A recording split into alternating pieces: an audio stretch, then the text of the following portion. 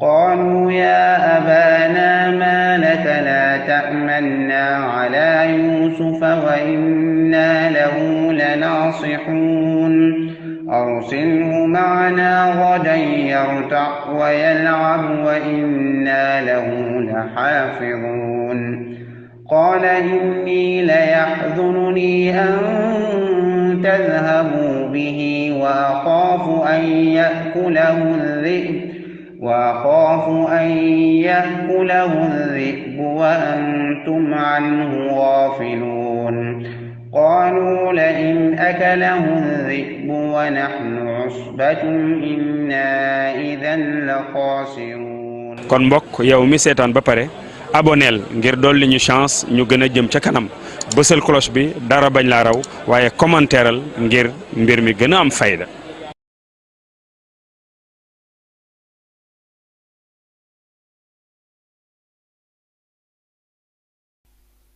ndax mën a féetewu Yusuf ba tax mbokk yéeni woon kon gisuñu ceinture bi kon daf kaa sañ ñu tudd baat boobu waaye gis ngeen bàggoonde ba muy dem ba génn àdduna seetal na Yusuf kon mu ngi nii doon ak càcc maa bëggoon rek féetewu moom gis ngeen yéen a gis ay till buur gaa ngi ne la ci kaw ngeen di gis moom léegi ne daa mel ni paa bi tey mooy gént Yaqub mooy gént di noonu Yusuf daa mel ne mu ngi gént xale buy daw ay till daw topp ci ginnaaw bàyyi leen ko yéen ñàkk yërmande bàyyi leen xale bi yéen ñu ñàkk yërmande till yi lay waxal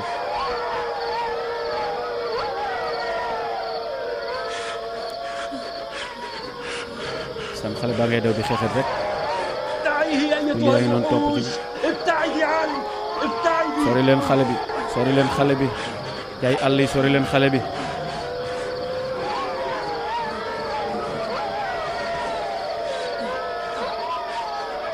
xale baa ngay daw bàyyi leen ko yéen ñi ñàkk yërmande bàyyi leen xale bi yéen till yi bàyyi yéen jaay àll yi bàyyi leen xale bi xale bi dem na nag ba ca montagne ba waaye till yaa ngi daw di ko fekk si bàyyiwul ko ba léegi Allahu akbar احترس يا صغيري احترس كن xale bi حذرا moytul yaa sa doom moytul تنبه يا بني bàyyil xel loolu تنبه moytul woona baayam daanu na ca pax ma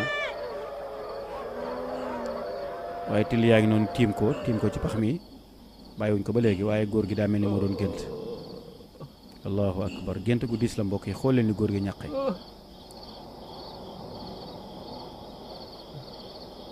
إليك عنه sori leen لا تؤذي bu leen lor xale bi waaye bu leen ko lor gis nga jeexit gént yaay noonu soxna sa ñëw na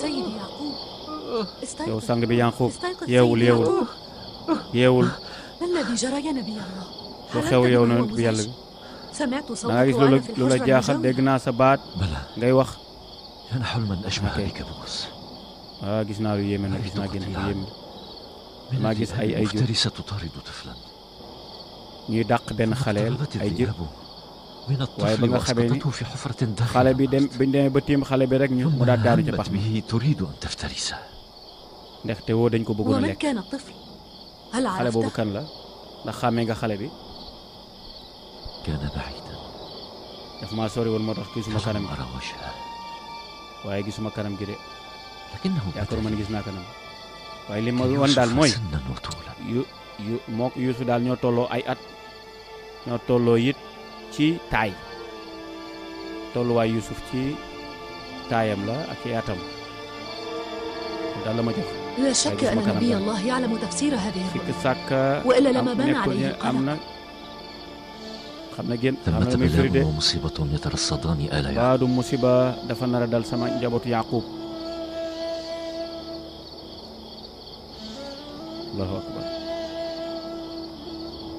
si nga doom yëpp la bëgg ndeysaan woon leen gis nga yenn saay borom kër tëdd nag ndeysaan gént lu yéeme وعظ wóor ko li الله ci أن njabootu يطلب السؤال yal أحد nañ yàlla musal ci ñaawteef wàcc ci sama لكنهم njaboot. بعض عباده الذين يصغون للشيطان ñoom ñooy jaam yàlla yi nga xam seetaan faaw mu la leen waaye daa mel ni nag dañuy bax gasalante pax seen biir pour ku ci mën a dugg wala yàlla bu mu am.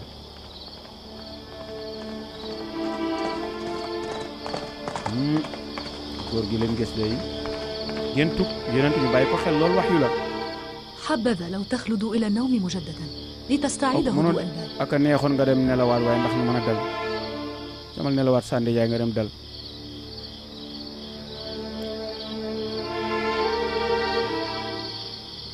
اللهم ربي yàlla yow sama borom maa ngi lay ñaan ألتجئ إليك maa ngi wéeru ci yow.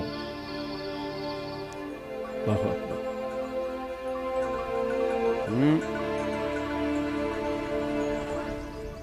génn gént gi ñu jàpp ko. dégg naa de جاد عشير Jaad ألم تسمع Achir الصراخ في البيت ah البارحة déggu leen ليلا؟ biig ci ay guddi déggu leen ay yuuxu ci guddi gi. كنا déedéet مستغرقين في النوم ñun dañoo لم xuusul نسمع ci nelaw شيئا أبدا. لعلي dégguñu استيقظت dara لبرهة لكنني لم waaye أسمع man de شيئا. yeewu naa waaye استيقظت dégg yeewu naa waaye البارحة déggu ليلا ma على dara صراخ man yeewu أبيكم naa ci كان guddi gi يرحل dégg sa baay mu yuuxu daa géntoon ak sa ولما baay أيقظته قال ba إنه ma ko رأى yeewee عشرة ذئاب mu ni هاجمت daa gis طفلا في عمر يوسف وطوله ثم fukki عمدت till الذئاب إلى الطفل ñu dàq xale وجعلته bu في tolloog Yuusuf ci ay at ñu tàbbal ko استيقظ ñam أبوكم منتصف الليل وراح seen يلاطف baay ci يوسف guddi gi la ويقبله yeewu mujj di foon وهل Yuusuf تعرف ak على di ko laal ذاك الطفل؟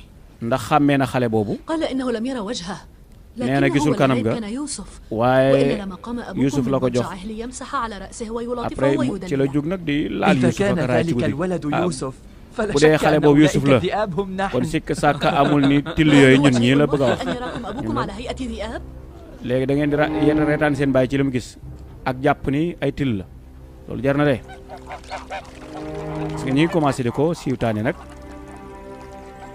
te loolu du lees di wax jigéen du lu mu gis da ko war a wax waaye góor gi ba tey affaire baa ngi ci bopp Yaaqub nee na ma daa gis ci nelawam ثم رمت الذئاب بهذا الطفل في جوف الأرض ay xale yu dàq لا يسوءني سماع هذا.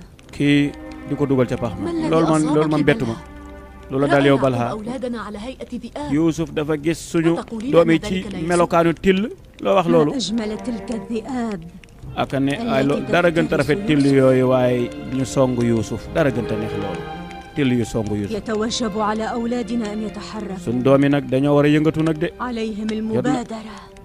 dañoo war a commencé nag song nag attaqué Yuusuf nag jot na suñ jëkkër ji moom Yuusuf a ko gënal ku dul suñ moo ko gënal suñ doom yi kon suñ xale yi nañ commencé def dara nag gis nga xale yaa ngi noonu di laalante ku nekk yaa ngi woo sa morom allahu akbar gis nga maire yi commencé nañ nag fexe ba lu xew ñu ngay déyante a jàmm la déglu leen wax leen ndànk laa wax leen ndànk ay ñëw leen ci biir góor gi moom gis nga day am na lu mu yëg nii xale yi daawuñ ko def kon buñ ko bëggee def am na lu xew te gént gént xale yi xëy suba di def lii di ngun-nguni suuf ku ci nekk di nettali sa morom la nga dégg léegi nag il faut ñu dem concerté wu seet lan la ñuy def nag ndeysaan la yaa ngi noonu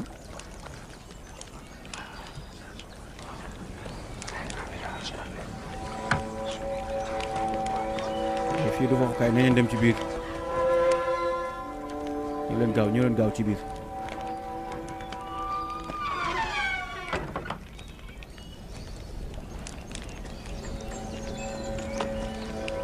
ما الذي يجري؟ sëñ bi lu xew أنا أعلم بالذي يجري. man xam naa li xew ma dem de xool leen rek ñu noonu di yoot ndeysaan إنه يذكر يوسف ليلا ونهارا. yoo góor gi daal fu mu toll day tudd Yuusuf bu dégg bëccëg da koo gis ci nelawam nee na يأخذه معه حيثما ذهب. fu mu jëm وإذا نام yóbbu fa ليلا Yuusuf أضجعه إلى جواره. لا suy nelaw تزل teg ko ci جلبتنا wetam طائل منها فنحن ما زلنا نجهل ما الذي loolu رآه jarul wax أبونا parce que ñun بالتحديد biñ nekk ay xale ثم ba إن tey suñu papa يوسف dañ doon ليس def loolu مثلنا فلا أم ترعاه ولا Yuusuf حجرة تؤويه mel teg ñun parce que لذا amul yaay ju ko war يصطحبه أبونا نهارا amul yaay ju féet ak moom ويرجعه amul ليلا dara بل نعلم ok على loolu وجه tax اليقين ما الذي sama رآه papa di wéet ak أبونا. moom لقد daal رآنا di فيما nelaw يرى النائم على هيئة ذئاب. ذئاب léegi تفترس daal يوسف la mu الصغير. gént mooy ay till la gént السلام عليك يا ñuy dàqub xale ci ne nañ moom la bàyyi ñu ngi lay nuyu يتوجب عليكم أن تكفوا عن القيل والقال وألا wax تصلوا yi الترهات wax التي yi da ngeen ko war a bàyyi turahaat yi ngeen bàyyi ko caaxaan yi baaxul leen seen caaxaan أمي إنك رأيتنا saa في yaay nee منامك na على هيئة da nga ñoo ذئاب gis ci nelaw ñu nekk melokaanu till ñuy song Yuusuf du loolu de قد رأيت في منامي بضعة ذئاب damaa gént تهاجم samay يوسف. nelaw ay till yu كانت الذئاب song ab xale تشبهكم waaye nag ولكن الولد يشبه أخاكم يوسف. till yi nuruwu leen لم Yuusuf أتمكن tamit nuruwul أساسا xale من bi رؤية وجه الولد في منامي. ndax man gisuma kale ba ونحن أيضا 10 بنين. fukki till ca ñun fukki xale lañ waa أنا xoolal ci لم loolu أحصي الذئاب عددا في منامي. déedéet man nag xawma limu till ya فكيف لكم أن تقولوا إنهم كانوا 10 ذئاب؟ lan moo tax ngeen mën a wax ni ñoom fukki till lañ ca man compté wu ma till yi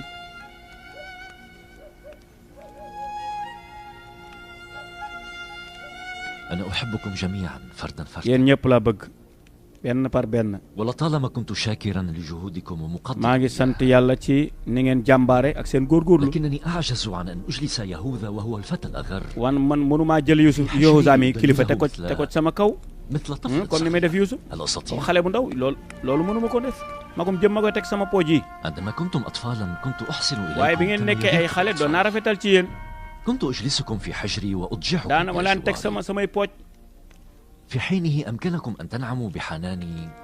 léegi nag bu ngeen jamono ji ngeen demee لكن يوسف bu ngeen demee ba وأخاه am sama سيظلان cofeel قاصرين عن التنعم Yuusuf ak بما rakkam ji أنتم. ay xale yu ndaw lañ bokkuñu ak yéen yéen leen إنه mag لا fuuf. يسوءني أن أرى أبنائي الأبطال dana ma ينزلون ña dana ma أنفسهم منزلة tiis الطفل lool الصغير. ngeen di xoole seen bopp di wàcce seen bopp comme ay xale جاد idéologie yooyu Achir. bàyyi leen ko jaat Achir اسألا أمكما ولتخبركما كيف laaj leen seen دللتكما yaay ذلك ndax الحين. daawuma leen foo nag di leen def Bala. loolu ah kay كنت مستيقظا البارحة man damaa yeewu ci guddi كيف gi أنك دثرتني وأخي ma جاد gis ثم مسحت بيدك على maag sama رأسي rakk jaat nga لقد ñuy سبق foon لي di أن ñu defal قلت لكم waxoon naa leen إن loolu أقوالكم وأفكاركم تفوح منها seeni wax رائحة ak seeni الحسد. xalaat yi إنها day من mel ni daal نفثات ak ñaanay bëgg a الشيطان. ñëw loolu mbiru لا seytaan تسمحوا la rek bu leen ko topp للنمامين والمغردين bu leen bàyyi أن rambaaj يضربوا yi نار الحسد ñu والنميمة في yàqkat yi قلوبكم ñuy fexe لأولادكم. ba samp ak kii seen نحن biir نحب أن يلعب إنيان. يوسف معنا ñun dañoo فلما bëgg لا Yuusuf di تسمح fo لنا ànd ak ñun de بذلك؟ لا أنا lu tax مانع doo ñu may ñu حول foog Yuusuf فيوسف man duma هو leen tere loolu أخوكم. Yuusuf seen لماذا rakk لا la يمكنكم أن تلعبوا معه؟ lu tax du ngeen dem foog moom لا ريب عندي أنه سيفرح باللعب loolu kay sikk معكم. sàkk amul ci ni mën naa dem xeex إذا ma فأنت ngeen dem foog تسمح moom لنا بأن نلعب مع يوسف kon may nga ñu لماذا dem foog Yuusuf تناظرون؟ أسرع بالذهاب. lu ngeen di yeex dem leen foog seen rakk man duma leen ko tere ألا تريدون أن تخرجوا قطيع الأغنام إلى xanaa bëggu leen a génne jur gi dee bu leen ca àll ba sàmmi leen jóg nañ ndeysaan gis nga kon way jur boo demee ba gis sa njaboot loo xam ni seytaan da caa bëgg a dugg rek da ngay daal di gaaw a wax أظهرنا يا أبي. baay baal ñu àq baay booy waaw kooku may laawi kii nag mooy Yahuza jàpp leen ko mooy mag waaye moo ci gën a doy waar am xol bi mën tëddee ko Yuusuf Yahuza la tudd jàpp leen tur wi te ngeen bàyyi ko xel ngeen gis mbiram ci kanam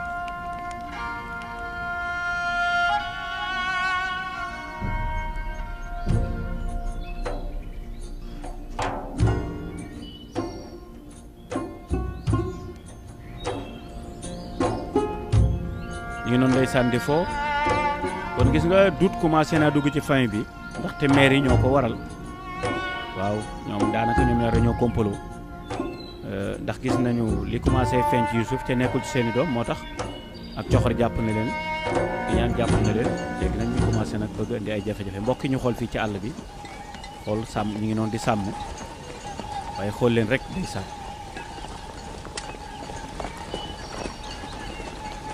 sàmm nga ne la di ñu ngeen bàyyi ko xel sol ñaari couleur bu xonq ak couleur bu noir waaye tamit yor ak jur goo xam ne ñëpp jur gu ñuul la loolu dafa bokk ñaari couleur seytaan yi dafa bokk ci ñaari couleur seytaan waaw gis nga jur gi mu yor ñëpp a ñuul lépp a ñuul moom mu sol ñaari couleur يا لهؤلاء الفتيان الطيبين والعطوفين xale yu baax yi waaye xale yu neex yi waay neex a bëgg yi lu ngeen def yéen xale yi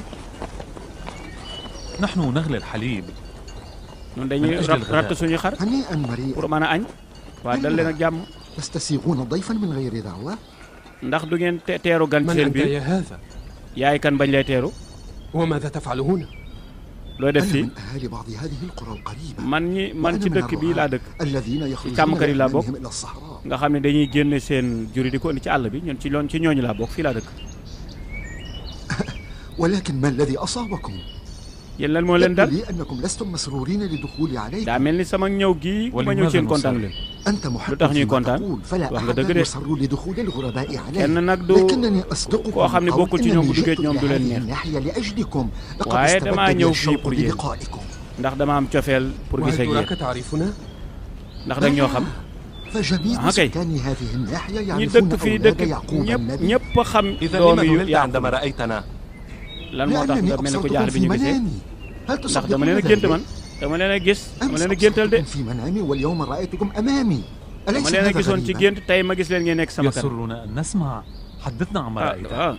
danañ kontaan déglu لا sa أخفي sa عليكم sa gént li كانت nga ñuy رؤيا nettali kay غريبة لم waaye أستطع nag gént gu فك raar la رموزها kenn mënu koo tekki sax daanaka damaa gis أنكم عشرة إخوة ngeen nekk fukki تحملون mbokk عرشا مزينا يعتنيه ngeen gàddu طفل benn صغير. benn chaise bu mag a mag xale bu ndaw كأنما toog ci أنتم جميعا عبيده وهو mu سيده mel ni daal xale boobu ay jaamam ngeen di ko ثم liggéey رأيت الطفل إياه يركب عربة léegi ma gis xale bi ci boppam muy dawal benn sareet boo xam ni yéen a koy puus ورأيته أيضا يجلس على كرسي ma gis ko واسع mu وقد toog ci عمد kaw fauteuil إليكم bu أنتم mag a mag العشرة وقيدكم yéen ñëpp ngeen بالسلاسل gàddu ko والحديد.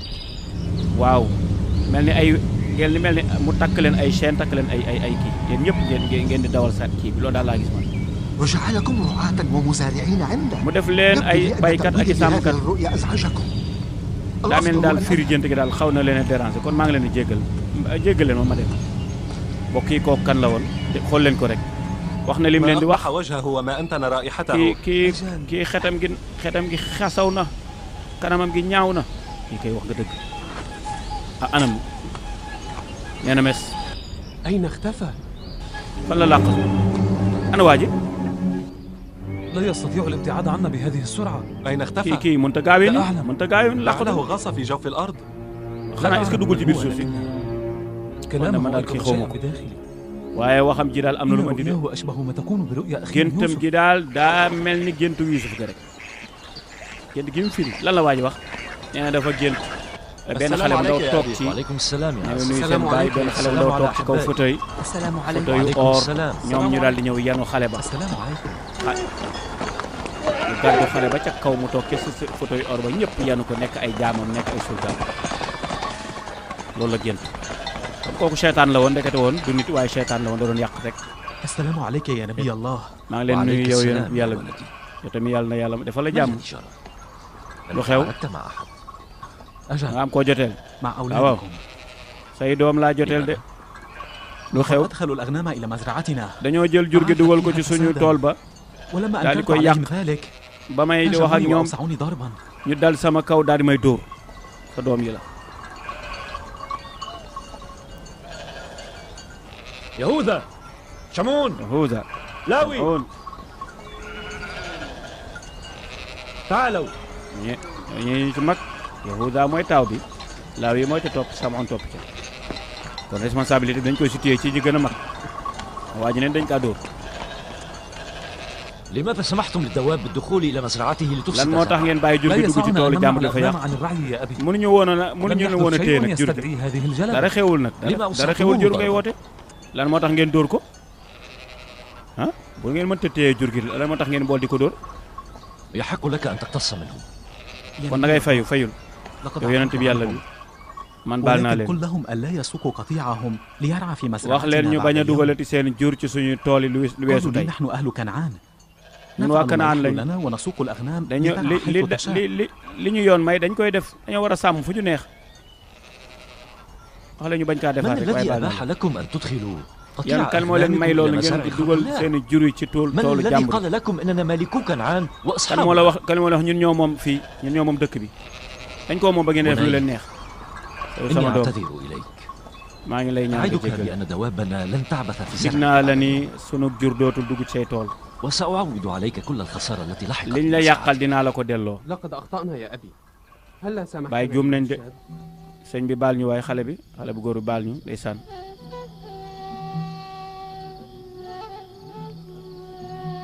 gis nga xale yaa ngi noonu ci biir di waxtaan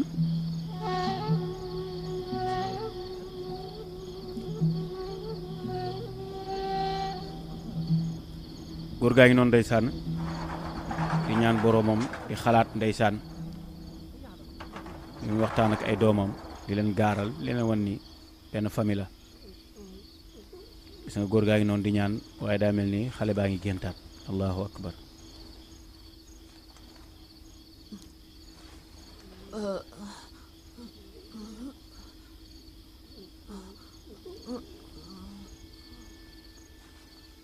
gént mbokk yi lu am la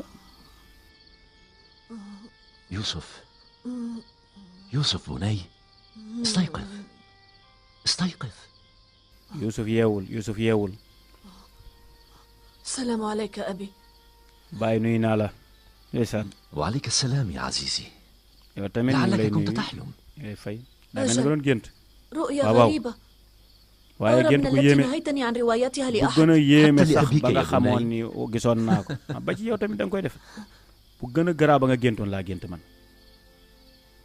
كنا جالسين على مقربة من الأغنام dañoo toog ci wetu jur ga loolu la gént lay nekk ca àll ba ca wetu jur ga إذ قال يوسف fàttalikul ba لأبيه Yuusuf waxee baayam أبتي ni ko إني yow saa baay رأيت أحد man de gis عشر naa كوكبا fukki والشمس gis naa والقمر fukki biddéew ak ñaar ma gis jant beeg weer wi gis naa leen ñoom ñëpp ñu may sujootal allahu akbar mbokk yi gént gaa ngi noonu nag gént gi gën a yéeme ci film bi mi ngi nii nag fii la affaire bi génne mi ngi noonu gis ngeen ko ni mu leere mel ni ay malaaka ñoo koy teeru ah wala sax ay soxna yu rafet yu taaru ñoo koy teeru naan ko kaay toog ci fauteuil bu or bii muy dox ndànk ci tapis rouge bi di dox ndànk ci tapis rouge bi waaw id qaala yusuf li abihi ya abati inni raaytu ahada ashara kawkaba inni raaytu ahada ashara kawkaban walchamsa walqamara raaytuhum li saajidin allahu akbar gis nga mi ngi noonu ñu toogal ci fauteuil or bi mel ni ay soxna yu sell yoo koy teeru jigéen ñi ngeen góorgóorlu ci seen muraay yi xam ngeen ni muraay yi rafet na ndeysaan jigéen day yiw sol lu rafet waaye ba tey laalu ñu ko gis nga tàllal kii rek génne war rek léegi nag jëmm ju baax daal di ñëw nag daal di koy solal soxna yi dañoo tàllal seen loxo wàcce rek jëmm ju baax ñëw daal di koy solal mba xam ne buur nag ñu daal di koy jox nag caabi yooyu mooy symbole buy wane ni ëllëg mooy jiite Égypte caabi yooyu gis nga kon gént gi du lu ndaw ñu toogal la ci fauteuil fàttalikul ba Yuusuf waxee baayam ni ko yow saa baay gént naa fukki biddiw ak benn gént naa it weer weeg jant bi ñoom ñëpp ñu may sujootal allahu akbar lii la Yuusuf gént muy wane sharaf di wane al ulu di wane ak yëkkatu gis nga ña nga noonu di sujoot bàyyi jaag yaay ja ak fukki biddéew yaag benn ca loolu muy firi bàyyi jaag yaay ja ak fukki mbokkam yi ak rakkam ji muy fukk ak benn ñëpp sujootal ko ñu jox ko caabi yee nag muy wane ne caabi Égypte dama doon xool biddiw yi wa ila shamsi wal qamar may xool jant beeg weer wi حينما أيقظتني ba nga ma yeewee nag bàyyi allahu am na kuñ dégg de kooku nelawul woon de lii kenn waru ko woon a dégg waaye am na ku ko dégg borom sëqat soosu nelawul woon mi ngi leen doon déglu maadallah yàlla njàlla musal ci jigéen ju yëddu borom këram dana ko yàqal lu rëy bàyyi leen ko xel nag lu rëy la koy yàqal problème bi nag fii la commencé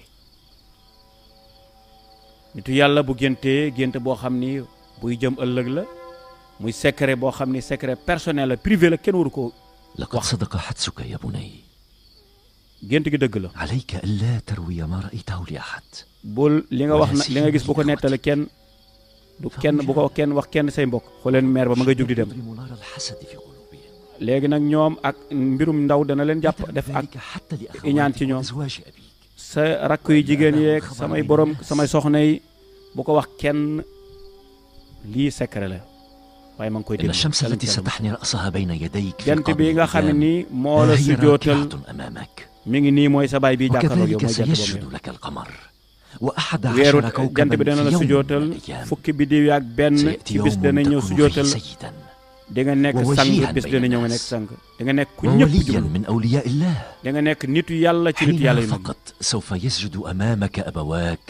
bu boobaa nag sa baay dana sujoot ci sa kanam sa doomu baay yëpp danañ ko sujjóot لا wala تقصص yow رؤياك على أحد kon bul nettali sa gént gi ci kenn nëbbu rawatina say mbokk nag مخافة أن يتولاهم الحسد فيكيد iñaan mën na leen a jàpp bu ko defee dañ lay iñaan dañ lay soxare de baay dañ may si pexeel baay مكيدة من جانب إخوتي samay mbokk dañ may pexeel baay أبناء نبي الله يعقوب yonenti doomi yonenti yàlla لا Yaaqub تغفلن عن مكر الشيطان يا ولدي bul sàgganee إن pexem الشيطان seytaan كان للإنسان عدوا مبينا seytaane noonu doomu aadama la له bu bir sax ليوقعه da koy walaw puus kaana rek pour mu koy nabi. dugal ci lu bon donte say doom bàyyi lañ sax bal haa waroon a déglu de لقد bal haa waroon a اصطفاك déglu الله تعالى لنفسه yàlla tànn na la bis ni tey وحباك علم تعبير الرؤى وتفسير الأحلام xamal na la li ñuy firee ay gént وسيتم نعمته عليك وعلى آل يعقوب xéewalam dana ko matal ci yéen ak njabootu Yaaqub yëpp كما أتمها على أبويك comme nim ko إسحاق matale woon ca sa وإبراهيم maam من ya قبل jiitu woon Isxaaqa أتم عليهما Ibrahim di ko نعمته jiitu بأن جعل defal leen ay الإمامة xéewal والنبوة mu def في njiit gi ثرائهم ak yonent gi lépp mu dekkoon ko ci seeni loxo noonu la ko yàlla delloo ci yow allahu akbar allahu akbar balaa waroon a déglu lool de waroon a déglu lool soxna si soxna du yëdd borom këram soxna yi moytu leen di dugg ci portable yi ak téléphone yi seen téléphone yi jëkkër di xom message ya ak appel ya loolu seytaane da cay liggéey de waaw kon wax na ko gént ga waaye nag nee na ko code secret la bu ko nettali kenn waaye am na ku ko dégg ndax dana noppi ndeysaan la taqsus ru'yaka ala ixwatika fa yakiidu laka kayda inna shaytaana kaana lil insaani bam jeex bul nettal gént gi sa mbokk yi bu ko defee danañ la sàkkal pexe ndaxte seytaane moom noonu doomu aadama la léegi nag mbir mi daa mel ni dañoo génnoon nag dem seeti yaay Yuusuf fañ ko denc ak Benyamin rakk jaa ngi noonu ci digg mooy Benyamin seen baay daanoon ak ñoom assalaamu alayka وعليك السلام يا ابنتي عافاك ñu ngi lay nuyu yow اجلسا yaay ñu ngi lay nuyu papa ñu ngi lay nuyu waaye Yuusuf jaaxle na de gént gaa ko jàpp bàyyeegul ba léegi maa ngi lay indil dara ci pepp nag nga àggale léegi sa liggéey bi nga doon def إلى أين اصطحبكما bee ko jàpp والدنا؟ seen baay fan la àndoon ak yéen ذهبنا معا لزيارة ضريح dañoo seeti woon Ummi saa Rahil. armeelu yaay lañ ziyaare sama yaay Rahil lañ ziyaare woon armeelam allahu akbar loolu am solo la mag ñi di ànd ak xale yi di leen yóbbu ñu ziyaare ji armeel ya lu am solo la waaye gis ngeen balaa ba tey ak ñi mu ماذا àndal تريدين؟ loo bëgg yow loo may doyee البارحة نصب يعقوب خليفته Yuusuf فقلت عسى أن تكوني متشوقة لمعرفة ذلك حسنا Yaaqub تشغلي samp na بالك؟ xalifaam démb فهو ليس من أولادي أو أولادك إنه يوسف بن رحيل Yuusuf la samp أخبريني عن كل mooy mu شيء nee na mooy ما الذي xalifaam جرى؟ wax ma lu xew أفقت ليلا فسمعت يعقوب يقول damaa jóg ci ليوسف guddi gi ma dégg لا Yaaqub تقصص di wax رؤياك Yuusuf على إخوتك bul nettali sa gént gi أنت say mbokk رسول الله ووارث yow yaay إسحاق yonent bi yàlla bi وإبراهيم yaay donnu لكنما طرق Isaaqa السمع أكثر قوله waaye ba ma له gën a déglu ستكون dégg naa muy كبير wax naan ko إخوتك وسيدا di nga عليهم nekk sa kilifa mag yëpp وجميعهم سيسجدون أمامك ñoom ñëpp danañ sujjóot قال ci sa kanam ذلك وهو راكع mu ni أمام loolu يوسف ca moom bi mu ko wax tey mi ngi rokoo ci kaw ci kanamu Yuusuf di ko fóon loolu la wax de nee na ko bis dana ñëw de sa mbokk yëpp sujjóotal la ca bi ko góor gi wax mi ngi sëgg mi ngi rokoo moom ci kanamu Yuusuf لطالما أحببت أن يكون خليفة يعقوب أحد أولادي man damaa yaakaaroon ولكن dana متى nekk قضى sama الله ورسوله أمرا xalifa bi Yuusuf فسأرضخ dana nekk بحكمهما. sama doom waaye nag هل loolu حقا dogal yàlla la تعطينا فكرة أن يكون يوسف سيدا على أبنائه؟ yow da ngaa yaakaar ne Yuusuf لا mooy حيلة nekk kilifa bi هذه looloo ma إرادة pexe يعقوب وسأذعن لها bu ko Yaaqub وأنصحكما bëggee tamit بأن loolu am تهدوا حدوي dama topp leen samay tànk rek topp ak أعتقد أنه man يتوجب loolu duma ci علينا أن ànd نذعن السيدة ليا محقة في قولها Laya moom ku wax يجب dëgg أن la ci li mu ننصاع xalaat لإرادة نبي الله يعقوب léegi dañoo war a topp ndigalu أتمنى yonent أن bi rek يرضى bu nar a wax إخوة mun ko يوسف mun ko بمن noppi اختاره أبوهم waaw léegi si la leen seen baay tànnal ñoom mbokk Yuusuf nañ ko tànnal ñu déglu seen baay ndax mooy kilifa bi ñaari ñi ñooy borom pexe yi nag ما أصغر عقلك kii ak a gàttum xel لا يجوز البوح بكل شيء أمام ليا moom Laya bu yow أما soxna si الآن du loo xew rek nga wax ko ci kanamu Laya فيتوجب علينا أن نفعل شيئا da dañoo war a def dara nag sàkk pexe beneen pexe sàkk beneen pexe de seet gis nga ña ngay waxtaan ak xale yi léegi nag xale yi tamit ña ngay ngun-ngunu ci seen biir gis nga yaay ji walla moom day dem rek fexe ba tàqale Yusuf ak xaritam ak magam yi ñu leen seen bàyyi moom samp nam xalifaam ba pare yéen jël ko ngeen di sonn Yusuf la jox lépp waaye xale yi daa mel ni nag loolu boo koy wax ci kanam ay xale ñoom gis nga lu ñu gis ci lu ndaw lu teraanga bu xale bi nar a nekk rek problème am na. innahu yaxuduhu maahu xaytuma dahab. daf koy jël fu mu jëm laylan xadarahu Yusuf fi aalami ruya. guddi tamit suy dox suy toog teg ko إلى منها يا يهوذا فنحن ما زلنا نجهل ما الذي رآه أبونا بالتحديد ثم أن يوسف ليس مثلنا فلا أم ترعاه ولا أجرة تؤويه. رأى يوسف حلما waaw ca Yusuf amul ko وتفسير ذاك الحلم أنه سيسودكم أجمعين. moom dana leen jiite yéen ñëpp mooy seen kilifa. نسأل يوسف. affaire bi jafewul de Yusuf nañ bàyyi Yusuf rek nañ ko laaj ba xam ko jafewul. أتظنه سيصارحكم إن كان قد رأى ndax yaakaar nga ni Yusuf dana leen ko nettali ak nam ko génte. ah kay. بلى فيوسف لا يكذب أبدا. Yusuf سيخبرنا إذا كان حلم بشيء. danañu wax bu fekkee gént na dara danañu ko wax. فلنذهب. nañ dem laaj ko rek nañ dem laaj Yusuf.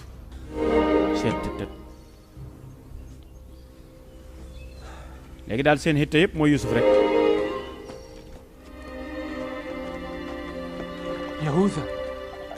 Yahuza teel moom daa tàng moom. insaan ñu bàyyi xel nag moo leen mag ñoom ñëpp.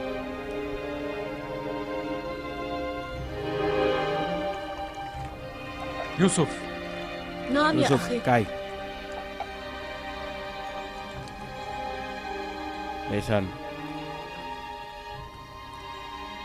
أخبرني هل تعلم أننا نحب أخانا الطيب والحنون؟ baa xam nga ne ñun dañ laa bëgg bu baax dañ laa sopp dañ laa bëgg yow Yusuf. أنا أيضا أحبكم جميعا. man tamit dama leen a bëgg yéen ñëpp di. متى سأصبح كبيرا مثلكم؟ kañ laay nekk mag comme yéen. أنت كبير بالفعل وتعرف yow جيدا kay nekk nga mag مقامك ba pare ومنزلتك yow xam عند nga رب sa العالمين wàccuwaay يا يوسف. ci borom ci yàlla subhaanahu wa taala. وعن أي مقام ومنزلة تتحدثون؟ ban maqaam ngeen wax ak ban wàccuwaay mooy bi la yàlla wan ci gént gi. da nga fàtte li nga géntoon li nga gént bi ci da nga ko fàtte loolu mooy maqaam yi la yàlla yóbbu.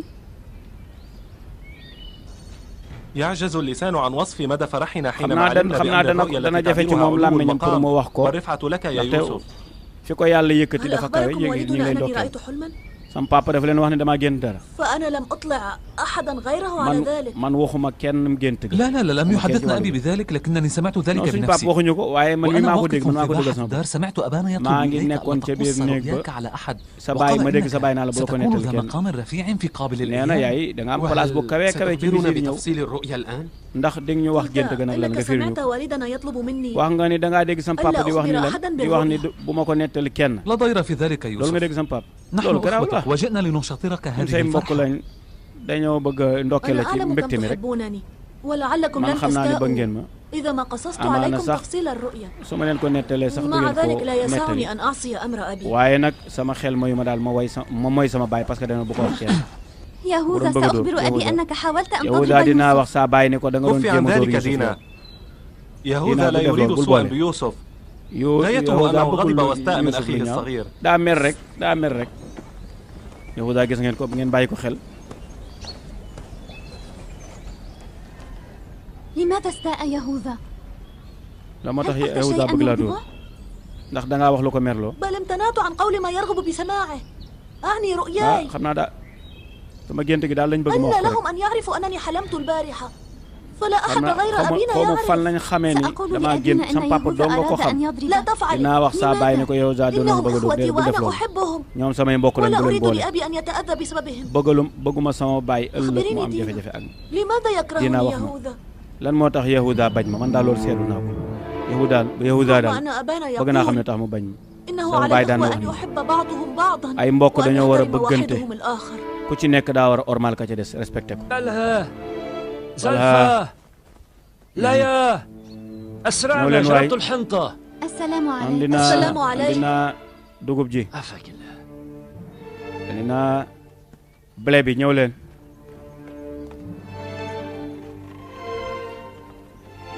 سلمت يداك. yàlla na say loxo mucc.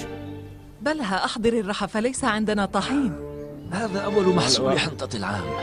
عنيت وأنا أفصل بين الألباب والقشور. تعال. waaw na nga ko denc bu baax a baax te ngeen defar ko ndax moom la njëkk a góob.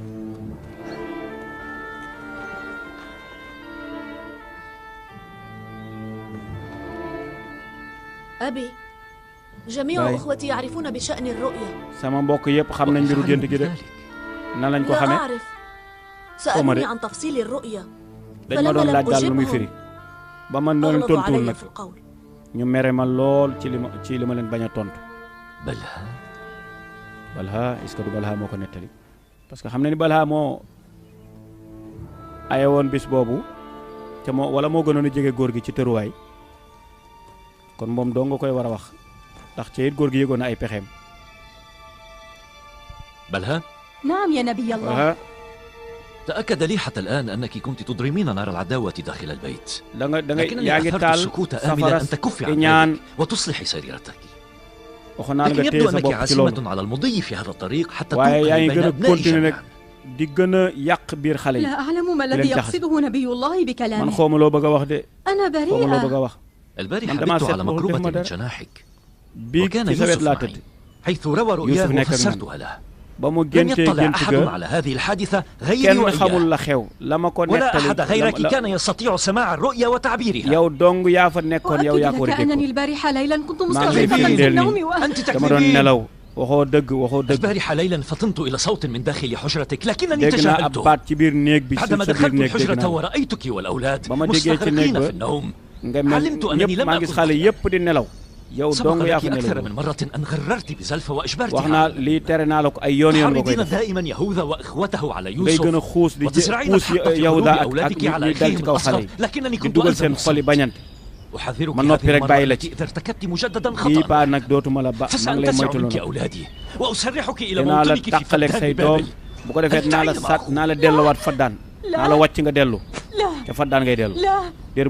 لا أنا أعاهدك يا نبي الله أنني لن أجعلك تغضب مني بعد اليوم وسأكون لك طائعة ومطيعة. اصفح عني. أنا جاريتك ولا أحد لي سواك. اكفني هنا إن شئت. ولكن لا تحدثني عن تسريحي إلى فدان. لا.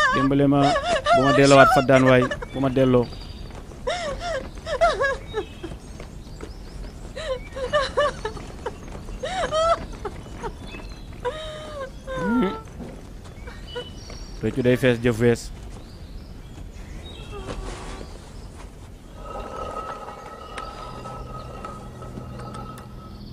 لا شك عندي أن الشمس هي أبونا. sikk sàkk amul ni jant boobu mu doon wax. jant baay suñu baay weer waay suñu yaay.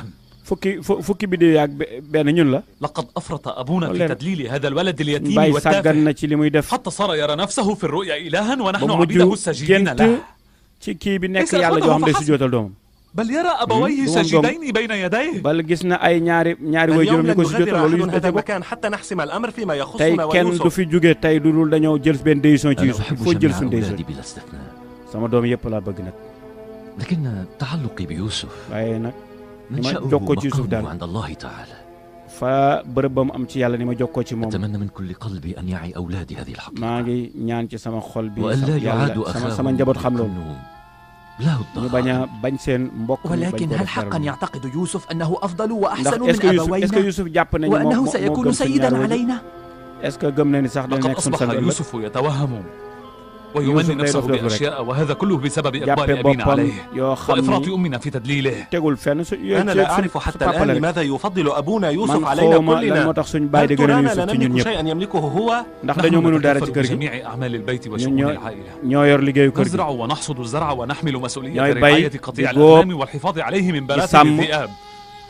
نؤمن الماء والطعام، نحرس الأغنام، ننظف الحظائر ونمسح فضلات الدواب، وهذا كل ما نتلقاه. lépp ñu ñoo koy def ba pare ñuy teg yu mel ni وفي المقابل coono yëpp ñu koy yell bu ko defee ñu koy weccoo jël mbëggeel ga jox ko Youssouf lu mën a nekke Yahuza mi ngi noonu هذا الولد أخذ ينسج في أحلامه ويمني نفسه بالسيادة والرئاسة علينا كلنا. منذ أن فتح يوسف عينيه على هذه الدنيا تمكن من أن يستقطب جميع الأنظار وأن يستحوذ كل الحنان. أرى أن أبانا في ضلال مبين، هو يتحمل وزن كل هذه الأخطاء، لكنني لن أسكت أبدا، ولن أقبل بأن أصير عبدا لابن رحيل. ونحن أيضا لن نرضى، ولكن ما حسنا نفعل. لعلكم أجبرون أن تجرؤوا على الجهر بها، لكنني أقول إن يوسف لابد أن يموت. يوسف dañ koy rey tey affaire bi loolu rek la nañ ko rey يقتلوا يوسف. شتت يهوذا بروبوز كلمتك بمنتهى الخطورة، فلا تستسهل التلفظ بها. تريد مني أن أصمت؟ اسمعني جيدا، أريد أن أعاقب أبانا يعقوب على تفضيله يوسف، وأريد أن أدخل معه حلمه بالسيادة في باطن الأرض. أنا وإن كنت لا أملك جرأة يهوذا لكنه محق. نحن لن نطيق رئاسة يوسف علينا. لقد نفد صبري. إلى متى يتوجب علينا أن نصبر وأن نجامل يوسف أمام أبينا وأمام أمهاتنا أيضا؟ منذ أن أتى يوسف إلى الدنيا وهو يستقطب جميع الأنظار ويستحوذ على العطف والحنان. أحذركم يا إخوتي من أن قتل الأخ وعصيان الأب ذنب عظيم، ويستتبع ولا ريب أن نعذب في نار جهنم. حسبت حساب هذه أيضا. التوبة سنسأل الله الصفح والمغفرة بعد أن تمضي بضعة أيام على يوسف. والله تعالى غفور رحيم.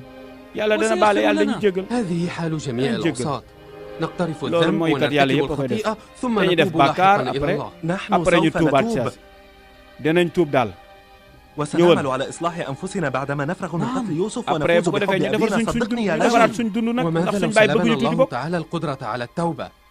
فإن فرصة التوبة لا تتاح دائما للعاصين، وإذا لم نوفق التوبة سنصبح ملعونين حتى قيام الساعة. وسيظل هذا العار يطاردنا عبر الأجيال بأن عمدت عصبة من أولاد الأنبياء إلى تلطيخ أيديهم بدم أخيهم. أؤيد كلامه لكنه لا يحل الأمر. إلا إذا اقترح علينا طريقة أفضل من طريقة يهوذا للتعامل مع يوسف. ما أسهل أن تلعب دور المخالف وأن تتقمص رداء المتقين. هيا أعطينا حلا لهذا الموضوع. أولسنا نبغي تنبيه الوالد والفوز بعطفه علينا؟ حسنا، هذا بديهي، فنحن نرمي إلى أن يحبنا أبونا لا غير. افعلوا شيئا لكي لا تقع عينا أبينا على يوسف. أبعدوه عن أبينا، وبعد فترة من الزمن سينسى أبونا يوسف الصغير ويقبل علينا. هذا أمر غير ممكن، فأبونا لا يبعد يوسف عن نظيريه. إذن تعالوا لنفكر في المسألة. فلنتفق أولا على استبعاد خيار قتل أخينا يوسف، وبعد ذلك نبحث عن الطريقة المثلى لنفرق بين يوسف وأبيه.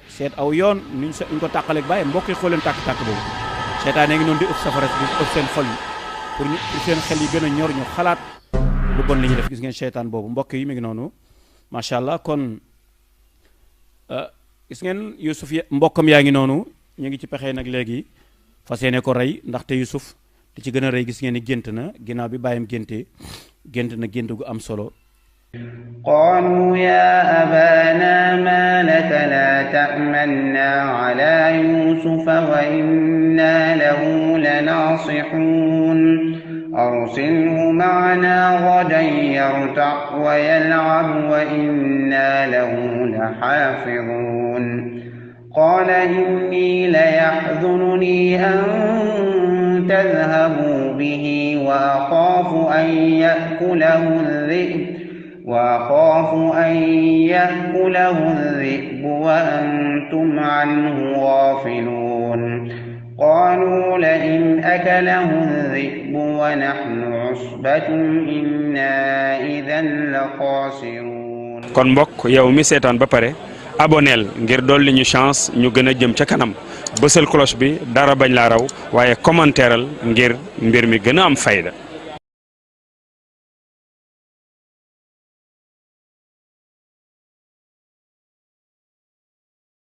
Thiénaba TV à votre disposition pour la couverture de vos événements. pour la couverture médiatique des grands événements. Si elle t'a plu, appuie sur abonner et sur la cloche pour ne plus rater les vidéos qui suivent. Thiénaba TV, avec vous, avant, pendant et après.